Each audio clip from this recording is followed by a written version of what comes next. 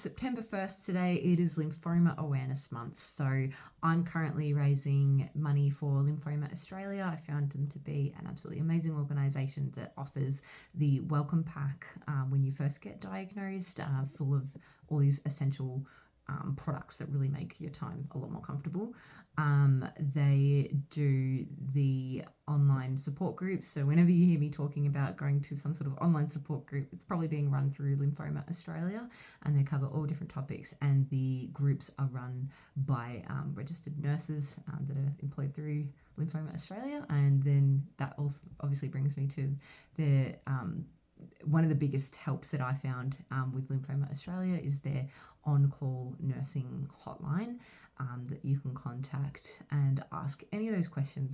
There's so many questions that come up after you've visited the hematologist, and you'll sometimes feel that the questions you have are minute, they're small, they're insignificant, or you don't want to bother someone. Maybe it's a silly question, but these nurses are there for that reason exactly. So you are not alone. You're getting some clinical advice about your question, or maybe you just need emotional support as well, and they are trained and experienced in being able to provide you that support in that moment that you need. So I'm going to put my link in the description of this video for the fundraiser that I just started today. The campaign is to go Lyme for lymphoma, so you can wear your Lyme clothing. I'm planning to bake Lyme flavored, coloured things from my workplace to keep raising awareness. And the main reason I'm doing this is so that other people can listen to their bodies and maybe get diagnosed sooner than I did. It took me 7 months from my first symptom, 7 months of me chasing answers. So I share my story at any sort of opportunity that I can, and I want to raise awareness so that other people have a better time with the diagnostic process, and also know kind of what to expect if they have to walk down this path as well. I'm wearing purple today. This is the colour more specifically for Hodgkin lymphoma, but lymphoma in general is lime green. I couldn't find a lime green pin, so I've just got my Hodgkin one there, raising awareness. So there you go. Some other exciting things I have coming up is my remission party next week. So I'm travelling interstate for that. I'm from Victoria, so I've got all my family and friends going to gather in celebration. And also tomorrow I am heading to Parliament House in Canberra for CAN Forum. So really know what to expect. I haven't really been to an event like that before. From what I understand, it's about sort of advocacy for those rare cancers, to get some more limelight awareness resources put towards them in a similar way than that as does sort of those more commonly known cancers, with all the big resources and awareness campaigns already put towards them, such as breast cancer, prostate cancer, for example. So this should be a really interesting event. I might report back on that next time as well, a bit of an update on what went on there. Today I went and had a blood test for the first time since finishing chemo. I knew it was going to be hard because, as I've spoken about in other videos, being a patient again, going into those sort of medical clinics and facilities is tricky, and it's getting harder and harder mentally to do that each time. So when I walked in, I held it together in the waiting room, but I knew that when I went into the room it wasn't going to be easy, and I tried to warn the nurse, but it was a bit late. I already started crying, but I cried and I did it anyway. It's okay, you can do it. But it doesn't mean it's going to be easy, and that's okay. It's okay that it's not easy. The blood test itself went absolutely fine, and some tips to get ready for a blood test so that it could be as physically easy as possible is to wear a jumper that doesn't have sleeves. So I took this off and I had a different jacket on.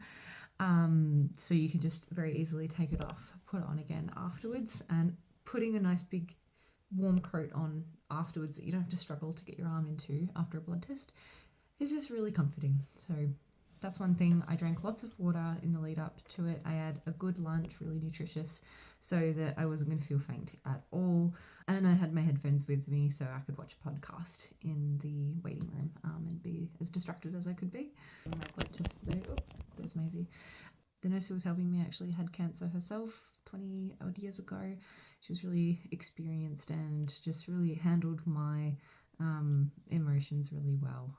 She was really kind and empathetic, and that's all we can ask for in that moment, and that's what I tend to get more than not. And the reason I did this blood test today is to test my serology, see what immunity I have in my system against all the things that you typically do get vaccinated against throughout your life, and the fact that when you've had a blood cancer and chemotherapy, your immunity for some things might be impacted.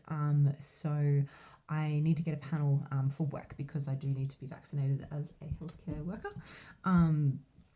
So that's the reason why I went for this test today. So I'm going to update when I get the results of that because I think that's going to be super interesting. And, you know, 3 months after finishing treatment, I still hadn't really come across that as a possibility, or something to be aware of is your serology being impacted. So super interesting, and I'll report back. Also wanted to touch on my energy today. So I've been going for walks. That's one of my goals that I've been setting with the exercise physiologist, is to get back into bushwalking, trail walking, which is something I really enjoy. So I've been doing local walks on paved areas. We have some beautiful lakes and ponds to walk around here in Canberra. So I've been doing between 3 and 4K walks, and they really test my limits. So I've been really finding myself slowing down towards the last probably 500 meters or even kilometer of the walk, and noticing I just feel like my battery is depleted. I sound like one of those soft toys that just start running out of battery. That's how it feels. So I think that's where I'm at. I'm going to keep it to that limit. I'm not going to push myself anymore because it's really impacting the rest of my day. So I get home, I often need to either have a nap or at least a lie down. Then I feel quite fatigued for the rest of the day. So this isn't a very good example of pacing myself. I think I'm pushing it past my ideal limit. So while it is good for my fitness, it's not great for my overall energy and being able to allocate my energy to other activities that I want to be doing. So I'll keep monitoring that. Quick little hair and nail checks at the moment. So here's my hair. I've been getting hat hair, crazy. Getting quite a lot of texture here. You can see that length in the back here. So my hair's growing in really nicely. I still haven't cut it at all. I've got my wings here that I will need to shave soon just to keep things looking neat.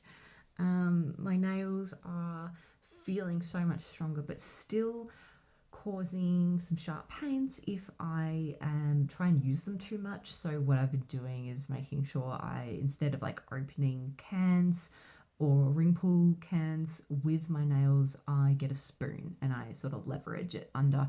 And doing that to just protect them, because you know, if it's hurting, I'm probably doing the wrong thing with it. So that's where we're at today. Thank you again for tuning in. Next time I'll have an update about my serology, and I'll let you know what my results are, what kind of vaccinations I might need to get boosted or repeated.